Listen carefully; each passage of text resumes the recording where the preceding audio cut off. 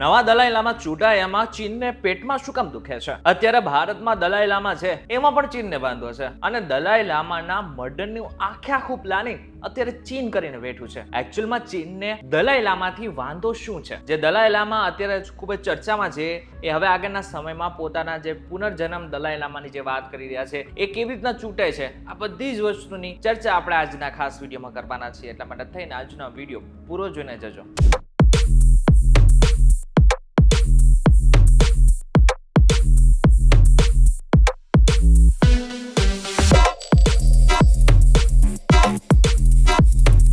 નમસ્કાર અને welcome back folks VTV digital ઉપર તમે જોઈ રહ્યા છો ડેલી ડોઝ અને હું છું આપનો દોસ્ત કરણ ચડોતરા. તારીખ 2 જુલાઈ 2025 ના રોજ દલાઈ લામાના ટ્વિટર ઉપર એક પોસ્ટ શેર કરવામાં આવી છે, જેમાં દલાઈ લામા લખે છે કે 1979 માં મેં લોકોને સ્પષ્ટ કરી દીધું હતું કે દલાઈ લામા પરંપરા ચાલુ રાખવી કે નહીં તે વિશે નક્કી કરવામાં આવશે. મેં એમ પણ કહ્યું હતું કે જ્યારે હું 90 વર્ષનો થઈશ ત્યારે હું તિબેટિયન બૌદ્ધ પરંપરાઓ, તિબેટિયન લોકો અને તિબેટિયન બૌદ્ધ ધર્મનું પાલન કરતા અન્ય લોકો સાથે સલાહ લઈશ કે આ પરંપરાને જીવંત રાખવી જોઈએ કે ન રાખવી જોઈએ. જો કે મેં છેલ્લા 14 વર્ષમાં જવાબદાર લોકો સાથે આ મુદ્દા ઉપર ચર્ચા નથી કરી, પરંતુ તે દરમિયાન ઘણા લોકોએ મને પત્રો લખ્યા છે જેમાં દલાઈ લામા પરંપરાને જીવંત રાખવાની અપીલ કરવામાં આવી છે. આને ધ્યાનમાં રાખીને મેં દલાઈ લામા પરંપરા ચાલુ રાખવાનો નિર્ણય લીધો છે. એટલે કે તેમના નિધન બાદ ફરી એકવાર દુનિયાને તેમના દલાઈ લામા મળશે. અને આ નિવેદન ત્યારે સામે આવ્યું છે કે જ્યારે 6 જુલાઈ 2025 ના રોજ જે દલાઈ લામા છે એ 90 વર્ષના થઈ ગયા છે. મહત્વની વાત તો એ છે કે આને લઈને હવે ચીન અકળાઈ ગયું છે. ચીનના વિદેશ મંત્રાલયે કહ્યું છે કે દલાઈ લામાના ઉત્તરાધિકારીની ચૂંટણી ચીનની સરકારની મંજૂરી વિના ન થઈ શકે. એટલા માટે થઈને ફરી એકવાર ચીન અને દલાઈ લામા વચ્ચેનો જે સંઘર્ષ છે એ ફરી એકવાર વધી ગયો છે. પરંતુ આ બંને વચ્ચે સંઘર્ષ શા માટે છે એ જો તમે જાણવું હોય તો આપણે પહેલા ઇતિહાસમાં જવું પડશે. વર્ષ હતું એ 1937, જે તિબેટનું એક નાનકડું ગામ જેનું નામ હતું તખ્ત. આ ગામમાં 2 વર્ષનો નાનકડો બાળક થેલીમાં કંઈક ભરી રહ્યો હતો. મમ્મીએ પૂછ્યું કે તું શું કરી રહ્યો છે?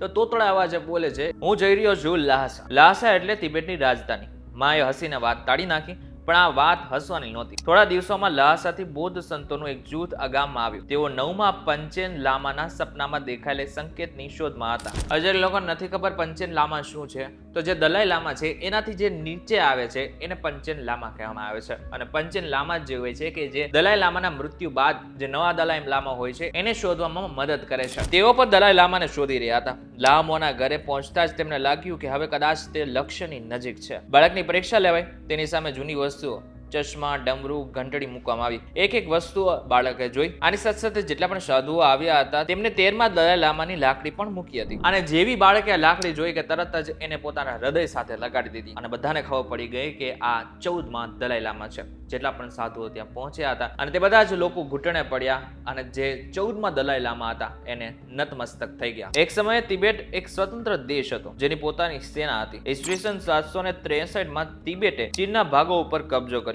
પણ બૌદ્ધ ધર્મના પ્રભાવે તિબેટ યુદ્ધ પ્રિયથી શાંતિપ્રિય બની ગયું. ઈસવીસન 822 માં ચીન સાથે સરહદ સમજૂતી પણ થઈ, પણ 1244 માં મોંગોલોએ તિબેટ પર કબજો કરી લીધો. અને દરમિયાન પહેલા દલાઈ લામાનો જન્મ થાય છે.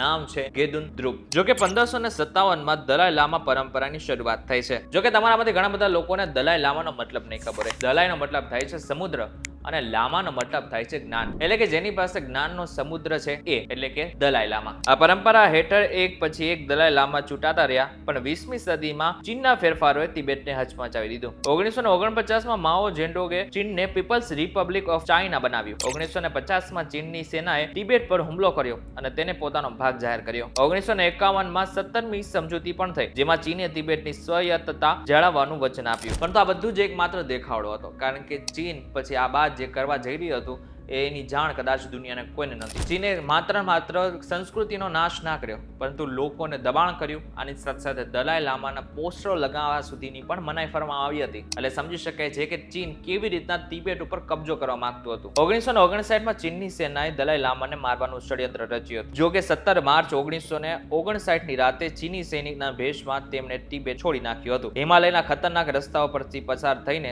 તેઓ અરુણાચલ પ્રદેશના તવાંગ મઠમાં પહોંચ્યા હતા. અને તે સમયના સમયના વડાપ્રધાન પંડિત જવાહરલાલ નહેરુએ તેમને શરણ પણ આપી હતી અને તિબેટના જેટલા પણ લોકો છે એટલે કે તિબેટિયન લોકો છે એને શરણાર્થીનું બિરુદ પણ આપ્યું હતું. આની સાથે સાથે પંડિત જવાહરલાલ નહેરુએ એમને જમીન પણ આપી હતી. 1960માં દલાઈ લામાએ 17મી સમજૂતી રદ કરી નાખી હતી. ચીને તિબેટમાં દમન ચાલુ રાખ્યું, મઠો તોડ્યા, સંસ્કૃતિને નષ્ટ કરી નાખી અને દલાઈ લામાની તસવીરો ઉપર ફરી એકવાર પ્રતિબંધ મૂકી નાખ્યો. 1989માં દલાઈ લામાને શાંતિનો નોબેલ પુરસ્કાર મળ્યો. ટાઈમ મેગેઝિને તેમને ગાંધીનો પુત્ર કહ્યા. પણ આ બધું જ થઈ રહ્યું છે ત્યારે હજુ પણ નથી સમજાતું કદાચ તમને કે દલાઈ લામાની ચૂંટણી થાય એમાં એકચ્યુઅલમાં ચીનને શું વાંધો છે? તો વાંધો છે. ચીન એવું ઈચ્છે છે કે અમે અમારી રીતે દલાઈ લામા નક્કી કરશું કે તિબેટમાં કોણ દલાઈ લામા હોવો જોઈએ, અને જે દલાઈ લામા અસલી છે એમનું એવું કહેવું છે કે અમે નક્કી કરીશું કે આગલા જે દલાઈ લામા હશે એ કોણ હશે. મહત્વની વાત તો એ છે કે દલાઈ લામા પોતે નક્કી કરે ને તો આગળના સમયમાં રાજકીય રીતે તિબેટમાં ઘણો બધો ફેરફાર થઈ જશે અને બની શકે કે ફરી એકવાર જે તિબેટ અત્યારે જે આંદોલનના રાહે છે એ આંદોલન પણ સમેટાઈ જાય અને ફરી એકવાર ચીનનું દમન તિબેટમાં આવી જાય. અને આની સાથે બીજી બાજુ અત્યારે જે દલાઈ લામા છે એમને નોબેલ પુરસ્કાર મળેલો છે અને અમેરિકા પણ એમને સપોર્ટ કરે છે. એટલે સમજી શકાય છે કે આ જે વ્યક્તિ છે દલાઈ લામા એ ચીનને કેટલા ખૂંચે છે. ઇન શોર્ટ જો જોવા જાય તો અત્યારે ચીન માટે જે વ્યક્તિ છે દલાઈ લામા એ અત્યારે સૌથી મોટો એમના માટે શત્રુ છે. ત્યારે હવે આ બધામાં તમે શું સમજ્યા અમને જરાક કોમેન્ટ કરીને ચોક્કસથી કહેજો. ચીન શું કરવા માંગે છે એ પણ અમને જરાક કોમેન્ટ કરીને ચોક્કસથી કહેજો. વિડીયો પસંદ આવે તો વિડીયો લાઈક અને શેર જરૂરથી કરજો. તો આવા જ ઇન્ફોર્મેટિવ વિડીયોઝ માટે વીટીવી ડિજિટલ સાથે જોડાયેલા રહેજો.